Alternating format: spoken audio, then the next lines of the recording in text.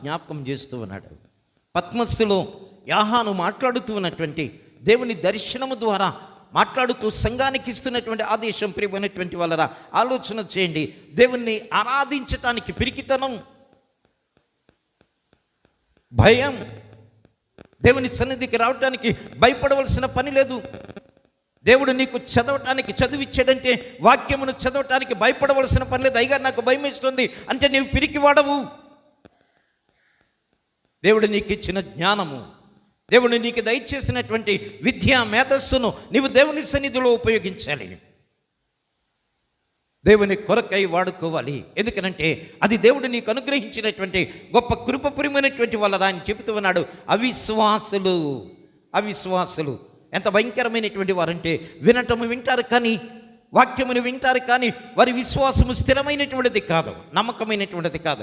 ఎప్పుడు గాలి ఇస్తే అప్పుడు తిరిగిపోతారు, ఎప్పుడు గాలి ఇస్తే అప్పుడు తిరిగిపోతారు కదా. మొన్న ప్రియులు పాస్టర్ గారు వచ్చారు కదా, శుక్రవారం రాత్రి ఆయన జ్ఞాపకం చేశారు.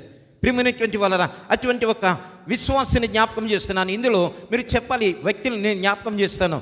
ఎవరి విశ్వాసి అవిశ్వాసి అనేటువంటిది జ్ఞాపకం చేయాలి. ఆయన గల్ఫ్లో ఉంటూ దశమ భాగము ఓ పాస్టర్ గారికి పంపించేవాడు, చర్చికి పంపిస్తున్నట్లయితే ఆయన పేరు చాలా ఫేమస్ అయిపోయింది.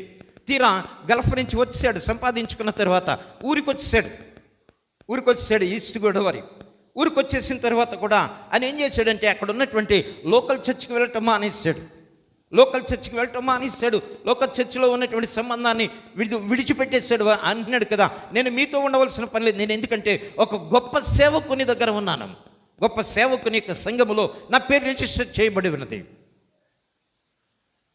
పక్కనున్న వాళ్ళు పెద్దవాళ్ళు చెప్పారు, ఒరే నువ్వు అక్కడ ఉన్నప్పుడు ఏదో వచ్చేసావు, ఇక్కడికి వచ్చావు, నీ ఇంట్లో ఏం జరిగినా కష్టమైనా నీ ఇష్టం. ఎందుకంటే ఇంటి పేరుల్లో ఒకరి పేరుల్లో మేలు కోరేటువంటి వాళ్ళు ఉంటారు, మంచి చెప్పేవాళ్ళు ఉంటారు. అబ్బాయి ఇక్కడికి వచ్చేసావు కనుక ఇక్కడ వచ్చేరా, నీ ఇంటి పక్కనే చర్చ్ ఉంది కదా, ఆ రాధనలోకి వచ్చి కూర్చో.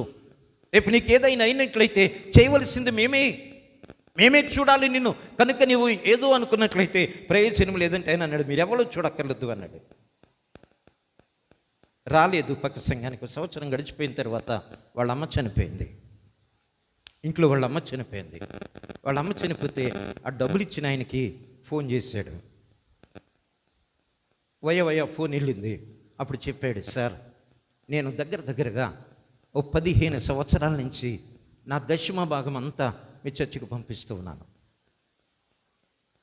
నేను ఇక్కడికి